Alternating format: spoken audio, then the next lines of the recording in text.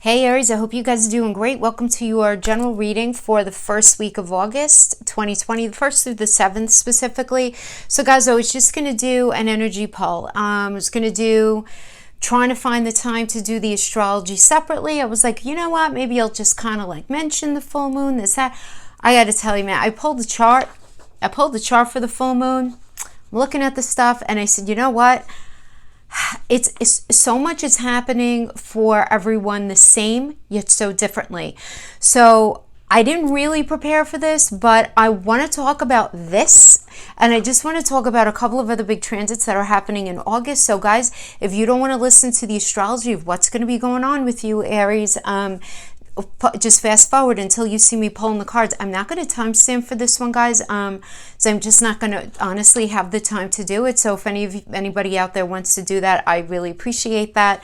Let's get into talking about this August 3rd full moon in Aquarius. I mean, this is really what I want to point out to you guys. I want you guys to notice, even if you don't know anything about astrology, okay? I just want you to notice like these older planets, or we have Capricorn, Aquarius, Pisces, and then we have Aries, right? Taurus, Gemini. So this is the first, this is the baby, right, of the zodiac. This is the grandpa of the zodiac, right, in Pisces. So we have all of this culmination and all of this new beginning. It's like craziness. Besides the fact that we have this full moon and it's opposing the sun in Leo, which I'm going to talk about in a second, can we have more inconjuncts with all these flipping retrogrades? Guys, I'm not going to lie. It's going to be a challenging week, but this is the thing. There is some good stuff sprinkled in there. So please just hold tight and just, you know, hear me out and see where this can apply to you. First things first, I'm going to mention here that we're going to have the full moon in Aquarius at about 11 degrees. So those of you who know your chart, and if you don't, Google free birth chart calculators. You do have to have your approximate birth time, at least like within an hour or so of your exact birth time, and get your printout, get your chart, and see where your moon is, right? Because you're going to see that, you know, moon is in Aquarius, but see what house it's in for you. See what area it's going to be affecting, okay? Because it's going to be a little different for everyone in that way. And also see where you have Leo there, Aquarius at 11 degrees and Leo at around 11 degrees. Now you could see they're opposing each other here. So what does that mean? Well, the full moon is just this boiling up of this desire to be different, this desire to help, to be very humanitarian in your efforts, this desire to be out of the box, this desire to be your own person, individualism, be creative, do something different, focus on your future. But it's going to be opposing this, the sun in Leo, which is all about your creativity. Now, this can have to do, guys, because we have Leo is the landlord of the 5th house. So this fight to be different could have to do with something having to do with your hobbies, your business, something to do with your children, something to do with your relationship, something to do with some sort of creative project or creative endeavor that you want to take on, as that's all 5th house stuff. And it's ruled by the sun, which is all about cultivating the landscape for all those things to happen. But these are opposing each other. So there's this tension there between what it is that you want to do, how you want to be creative, what you want to bring for yourself, and your ability to actually do that. Because hello, then we have this going on, this fabulous square going on with Uranus in Taurus. And Taurus is, you know, ruled by Venus, but Taurus is about it's about the practical. But who's the Taurus is the landlord of the 2nd house of resources, guys. So, you know, keeping it straight up, this is going to be about thinking about your future, having to do with resources, thinking about your future, thinking about what you want to do, and there being this need to make a change. When we have a quincunx, okay, which we have a number of them going on, and they're otherwise known as inconjuncts, we have to make a change in those two areas. Okay, so we're going to have to make a change in our Aquarius area having to do with the future. So what do we want to be as an individual? What is it? How do we want to be different? How do we want to establish our uniqueness? Right? But we have to figure out what that means, you know, moving into our future when it comes to things that we value. Are we going to make enough money doing that? So we really have to figure that out, right? Because that second house of resources is about things, all things we value. So it's not only money, it's not only resources, it's the food we take in, it's the people we love, everything in our world that we value. So it's pretty big. But in the same way, we're going to be faced with this need to focus on that second house of resources having to do with being creative. Is this idea that I want to be creative with that's going to establish me differently in a unique way? Is it going to bring me the resources that I want? Is it going to help to support everything in my life that I value? Like my family and the lifestyle that I have. Am I going to be able to bring these things to myself? So all of these things are going to be sort of, boiling up to the surface. Now, it's going to be connecting with each of you in a different way because you're all your own unique being, right? So for some of you, you're going to be worrying about money for your children. Some of you are going to be worrying about money for a business. Some of you are going to be worried about finances and a strong foundation having to do with advancing a relationship forward, right? These are all fifth house energies, right? Because the fifth house does rule relationships, boyfriend, girlfriend, love affairs, not marital relationships. That's seventh house. But even at that, though, the fifth house does rule what we do and how we connect with our partners on the daily, on the Monday through Sunday, as I always say. So those are things that we're going to be needing to consider. Then on the 4th, we do have Mercury going into Leo here, which is good. We're just going to be a little less patient to actually hear people out, but we're going to feel a lot more confident when we communicate.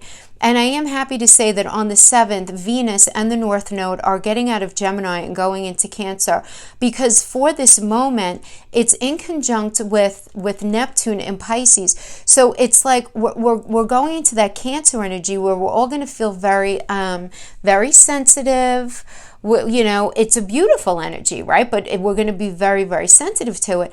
But we're feeling very sensitive because we're feeling very confused, because it's like, it's almost like Neptune saying, here's a bucket of confusion before you go into Cancer, which is like all about needing to feel safe and secure. And so it's a confusing energy, guys. It's confusing. Now, those of you watching me, I have my channel for like I've never done this.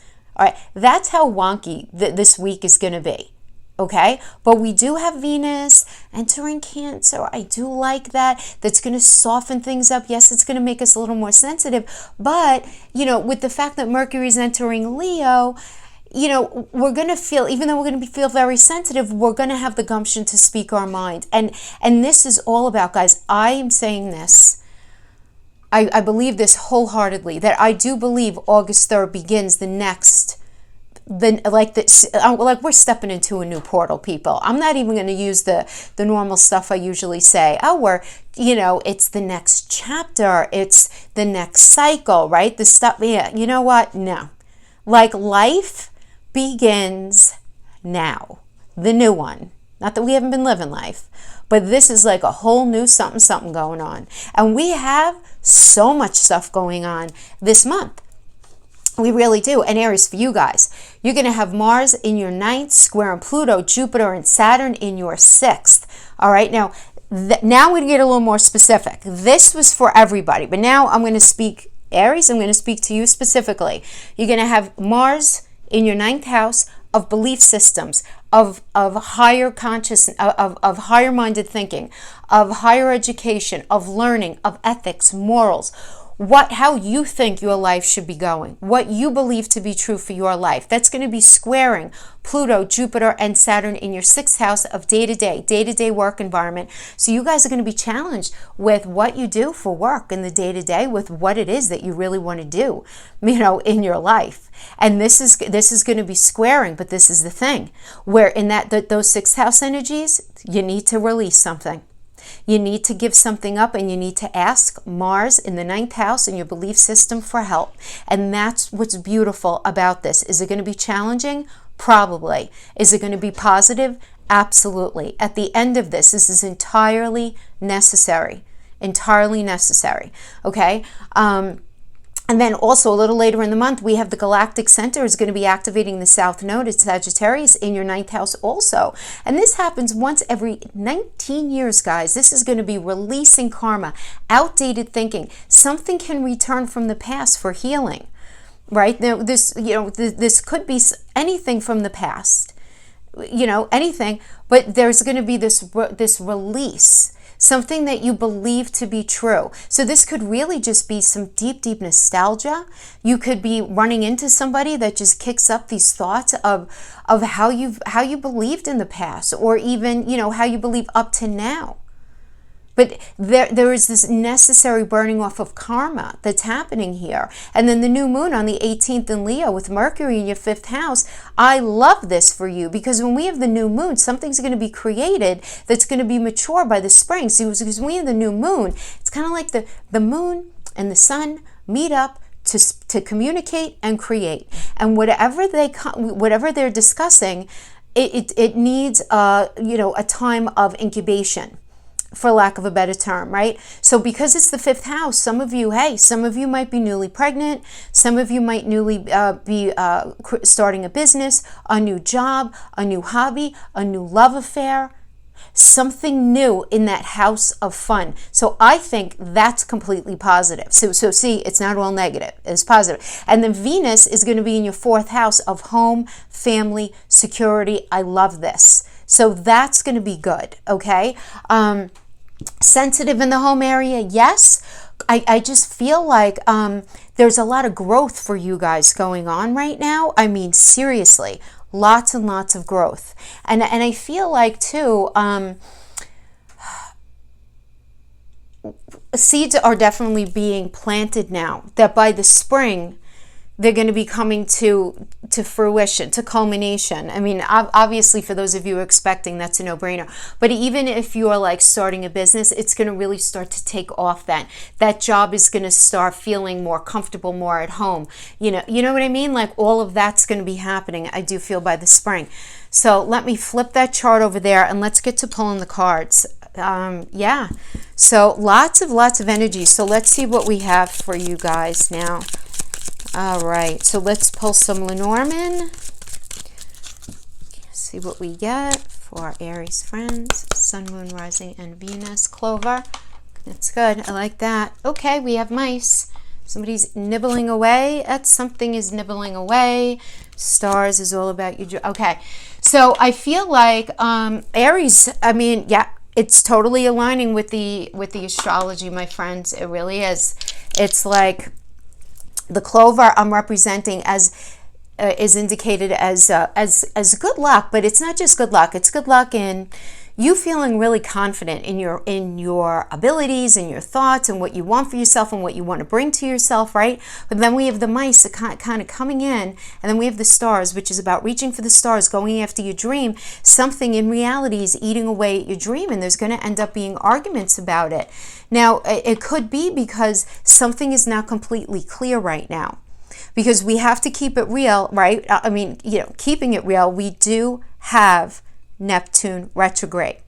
So this is a very confusing energy. So check out where you have Neptune, Pisces in your chart, just to kind of, oh, look, and we got Pisces, we got the North Node, and we have the 6th house. Yes. I mean, look, yeah, this is everything that, I was just talking about here. Yeah. So you have this lack of clarity of what you're going to be doing in your everyday. The North Node rules the future, right? It's what we're growing into. It's things that you have to learn. You're going to have to learn a new way of working your everyday. You're going to have to redesign your dreams. I mean, this is really kind of what's going on right now for you. You're going to, and when I say that, while that sounds quite negative, it's not. I mean it in the way where I feel like you're going to have to change focus. You're going to have to change your focus of how you planned at once upon a time to move your life forward, and recognize that, honestly, with this full moon, your life is changing. Your life is changing. You're going to feel so many changes through November. And I do want to tell you that while there are a lot of stressful things that are going to be coming up, You're going to feel the changes. Let them happen. Don't resist them. This is what I've been talking about. That, you know, I've been saying things are going to just start going in a different direction. You know, you could just feel it intuitively. And, you know, and then when I pulled the astrology and all the charts I'm doing, I'm like, wow. I mean, it's big. These retrogrades are really creating a situation in us where we really, Hierophant, 9th house. Yep, there you go. There you go. Justice, 7th house. All right, let me pull these and then we'll talk. A lot of you guys say I sound like a fast-talking Jewish woman from New York. I think that's a compliment. However, I'm not Jewish. I'm Italian. So, all right. But there's like 2 degrees between New York Jews and Italians. Those of you who out there who are Jewish, you know, we're all like, we're all soul brothers and sisters, but you know what I mean. We all talk with our hands and stuff. All right, coming into this energy, we have strength. So, you know, there might be some ego, somebody needing their ego stroked, somebody within a connection. So I'm going to interpret this for general reading. We can connect this to relationship. We can connect this to family situation, to employment, whatever is resonating with you. Because we're just doing this for the week. This is not a deep read. Though sometimes it ends up as a deep read, but nonetheless. So we have this idea of somebody needing their ego stroked. Now, if this has to do with a relationship, this is a little warning now. You want to make sure, as I always say with this card, you want to make sure that you're not ignoring the 5,000-pound elephant in the room that needs addressing, having to do with this issue, this issuation, I was going to say, the situation, I'm making up words here, in your relationship. You don't want to ignore what needs to be discussed, Aries. You don't want to do that and where you end up in bed. You know what I'm saying? Where the fire is very strong between you guys, is heavy attraction, but you guys just don't want to talk about any of the uncomfortable stuff, so you end up in bed. But then it never gets discussed. And then it ends up growing. And then it ends up growing fangs. And then you don't want to end up in a situation where you end up in like a battle, you know, like a 5 of Wands energy, right? Where you guys are having a battle of the wills. So you want to make sure that if something, it needs to be discussed, you discuss it. This goes the same for work. But I do get that somebody within your life, if it's not you, you're dealing with somebody who right now needs to have their ego stroked. Now, that sounds more negative than it should, because it could be that they're just feeling a little down on themselves. They might just be having a tough go at work, with their health, with a family situation. Somebody needs their ego stroked. Either you or somebody else. So the situation right now, we have the Hierophant, right? Yeah, I mean, this is that 9th house energy. This is a belief system, right? This is a Sagittarius. This is, you know, this is the South Node. We need to get some lessons. The North Node is in Gemini right now. So some learning has to go on. But you're thinking about what it is that you believe, and you're thinking about what's fair. You're thinking fairness, Aries. You're thinking what's fair, what's not fair. And the fact that we got the mice energy here,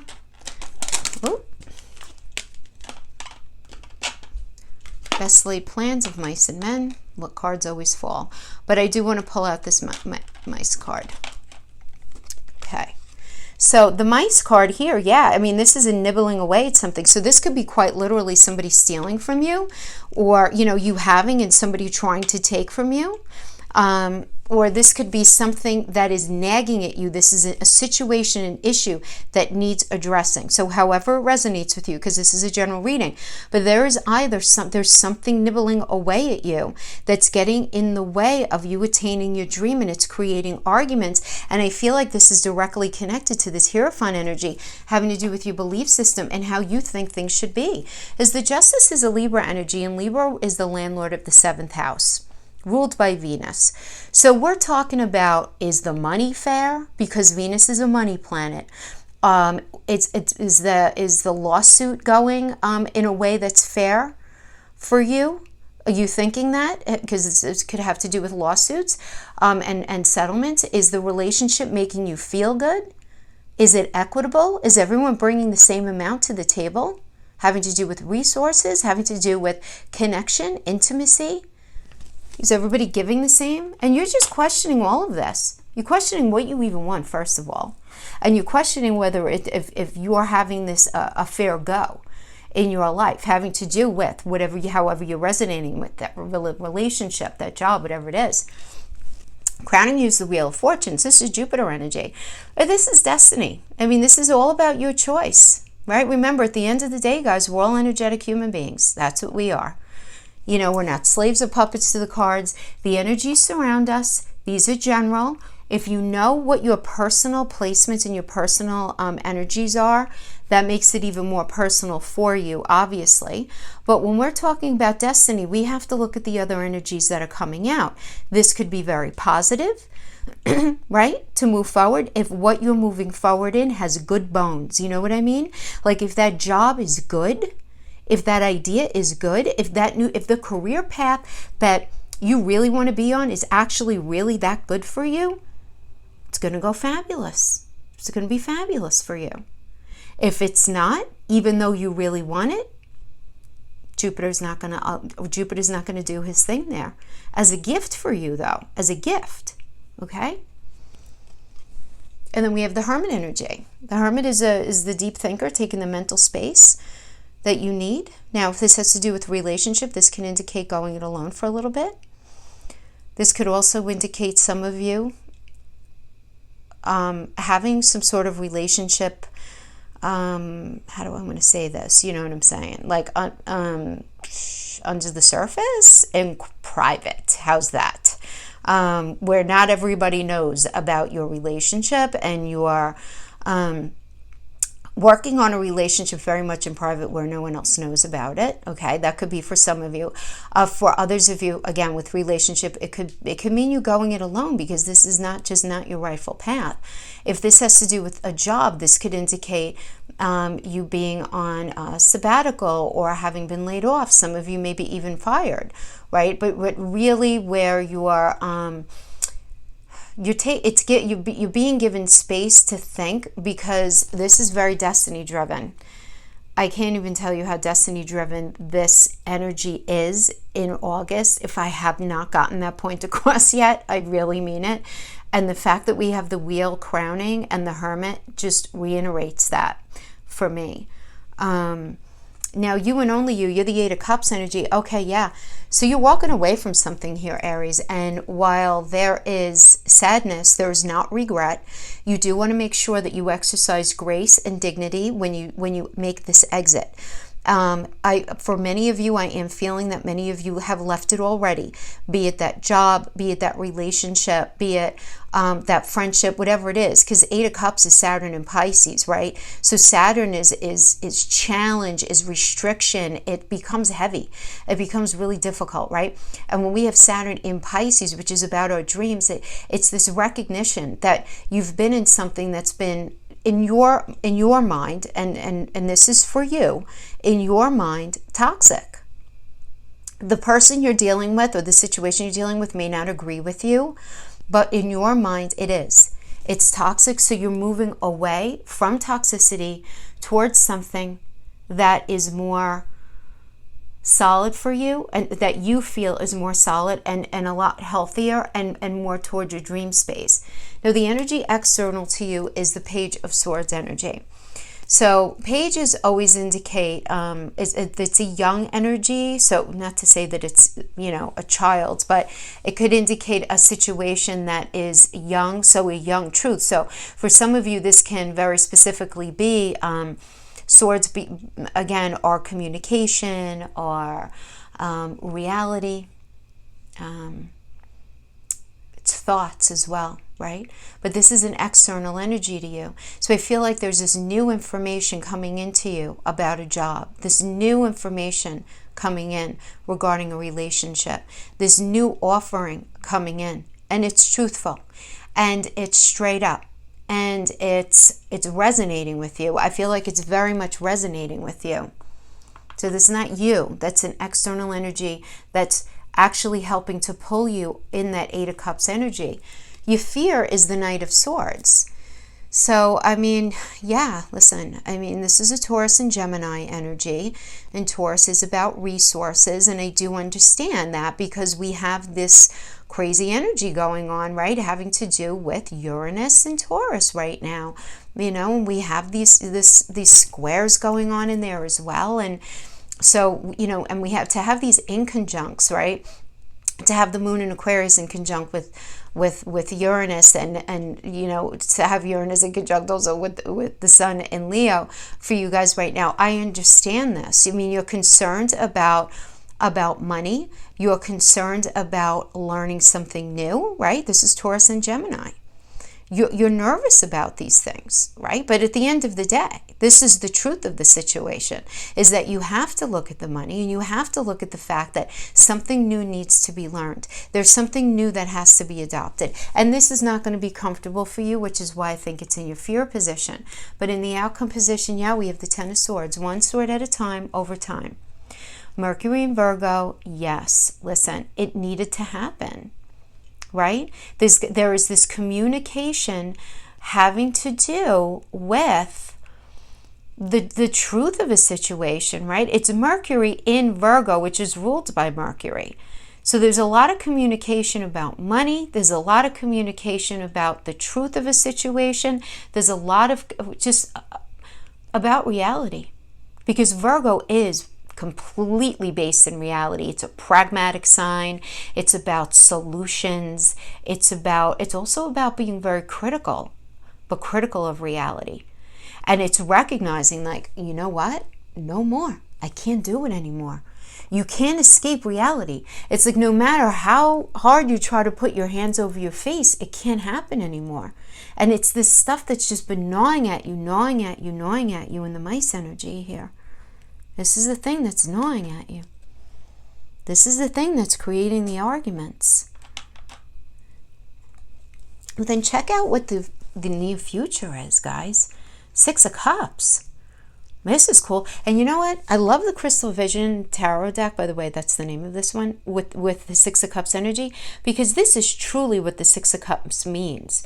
It's returning to, this is an image of her in the past. And she's connecting with her younger self, right? So this can quite literally be connecting with something that you used to want to do at one time, if it has to do with career, an old project, an old idea, an old dream, something like that, right? Connecting with maybe somebody who you knew when you were a kid. It doesn't have to necessarily be that young, but reaching back into the past in order to move into the future is kind of like, you know what I'm saying, what this is. This is a Sun in Scorpio card. So Scorpio is all about transformation, right? Because it's ruled by Pluto. So it's his simultaneous ending and beginning. And when we have the sun in there, the sun cultivates the land for us to grow things. So there's this beautiful new land to transform, but you're going to be reaching into your past. Now, if this has to do with relationship, guys, this is a reconciliation card. And there is going to be a lot of returning because of all of these heavy hitter retrogrades. Right, we have 5 retrogrades going on, and then we have squares galore this month. Now, don't flip out if it was a bad relationship, because what this presents to you is the decision, is it worth returning to? And if it's not, you have the power to say no and walk away. If it is something that you want to return to, the energy does support it. Some of you may be quite literally also returning to your roots and where you were at one point. It's going to be something a little different for each of you. But that is that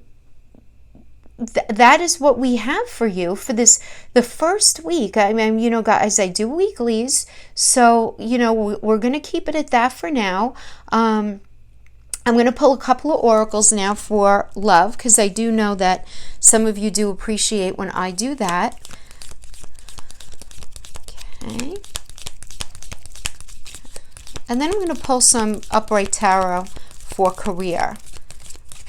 Because, the love oracles aren't exactly relevant for career. The past is now behind you. Release it and embrace new possibilities. A new path is now available to you. Follow it with faith. I mean, yes. There you go. Let's pull one more. Let there be closeness between you, but always give each other space. Love never claims. It simply allows and gives. Yeah. Regardless of the situation that your relationship is in right now, to be honest. Give each other space, even if you're closing something up, give each other space and try to not be too heavy in your ego. You know, as you communicate, however this needs to go now. Let's pull for career. The Devil. So I think a lot of you guys are dealing with some sort of imbalance having to do with career. The Devil has to do with lust, greed, overambition, ego, alcoholism, addiction, addiction to anything, really. It can also have to do with anxiety and depression, unchecked and untreated, right? Any kind of imbalance that's an issue. The fact that it's upright, I like it better in the reverse, but then we have the Sun. So this is fabulous, okay? You're going to have everything that you need to make something happen for yourself. I really feel this happening for you guys anyway. So let's just pull one more. I mean, the Sun illuminates everything in there. Yeah, you have to really listen to that inner voice and just make sure that you keep in 1 foot grounded in reality, because the High Priestess is connected with the Moon. Right? And we have a lot of heavy moon energy right now, heavy moon energy. So you're going to be faced with, you know, the need to really think about, where is the imbalance in your life, Aries? Where is the imbalance? And really listen to yourself. Be super honest, because if you are, you're going to have the Sun blessing you. And I really like that. And I love the High Priestess. Now, this does indicate, as a little aside as well, that a lot of you guys are going to be thinking about doing something, and you may not be completely open about it to people right now, and that's okay. Don't be. You know, cultivate, formulate something, whatever needs to be formulated, formulate it in your mind first before saying, this is what I'm going to do, because this is a dangerous energy to do that in. Give yourself a couple of weeks, write it down, try to perfect the idea, do all of that, research, awesome, all that, but don't say, this is exactly what I'm going to do. Try to avoid doing that right now, just until we have a little more clarity going on, because we're going to have so much change, but we're not going to have a lot of clarity. So just keep yourself open to the change, do a lot of thinking, a lot of planning, a lot of writing down and all of that. But you got the Sun as the center card. That's totally positive, guys. Like, seriously, that's awesome. You're going to have everything you need to make happen, whatever it is that you're looking for. So I love this for you. All right, my friends, that is what I have. Have a great week. Yes, happy full moon. And I'll see you guys next time. Bye-bye.